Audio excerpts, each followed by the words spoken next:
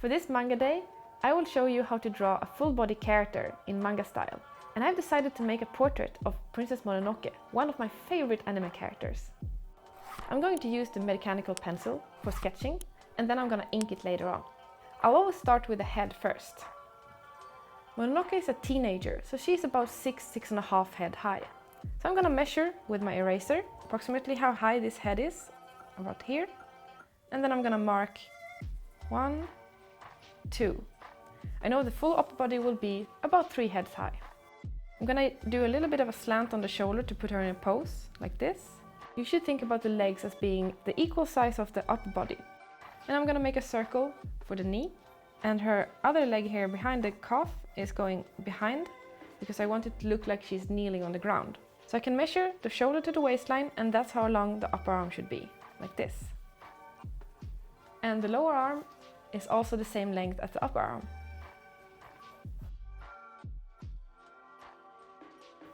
Now I'm gonna add some details before I start inking.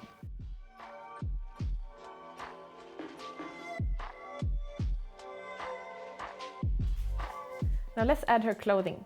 I'm gonna put a little bit of movement in the clothing, almost like there's wind or something.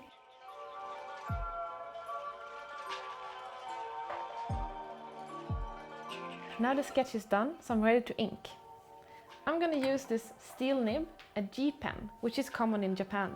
This is what manga artists use. And so I'm gonna dip in the nib and then ink everything. So usually this is how all mangas are made, with these steel nibs. And that's why I recommend you to learn it. Even if you're a digital artist, learning how to use steel nibs is very good, because a lot of the manga programs and tools that are digital, they actually imitate this technique. So under her feet and body there will be a shadow, and I add shadow by using parallel lines like these called hatching. So you make many parallel lines like this, and you can even add some lines on top of each other like I did here to create kind of a darker shadow, and it's called cross hatching. Now that the ink have dried, I'm gonna erase the sketch lines and then I'm gonna screen tone it. I'm careful so that the lines doesn't smudge. Screen tones are like pre-printed patterns, or for example like this one, a texture. I use this knife and I simply cut out a little bit more than I need. Now I'm gonna lift the screen tone with my knife very carefully like this, and then take it with my fingertips. Carefully apply it. To be able to make the screen tone stick, I use this tone scraper and then I scrape. Now I can use the knife to cut off any excess stuff that is not gonna be in the skirt.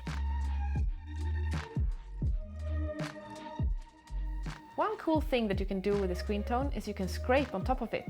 Just scrape off the lines or the dots, and that way you can create highlights. Now I'm done with the scraping, and I think it added a little bit more depth to the skirt. I'm gonna add one more thing. With this gel pen, I can add white to certain areas if I want to. I can actually add like wind or something blowing, like dust. It's a good way to add more movement. There's one more thing I need to do. I need to sign the picture as well to make it complete. I hope you enjoyed this little tutorial of how I draw Princess Mononoke. Happy Manga Day from us at Domestika. Don't forget to follow Domestika on social media. And if you're interested in how to draw manga, check out my online course on Domestika.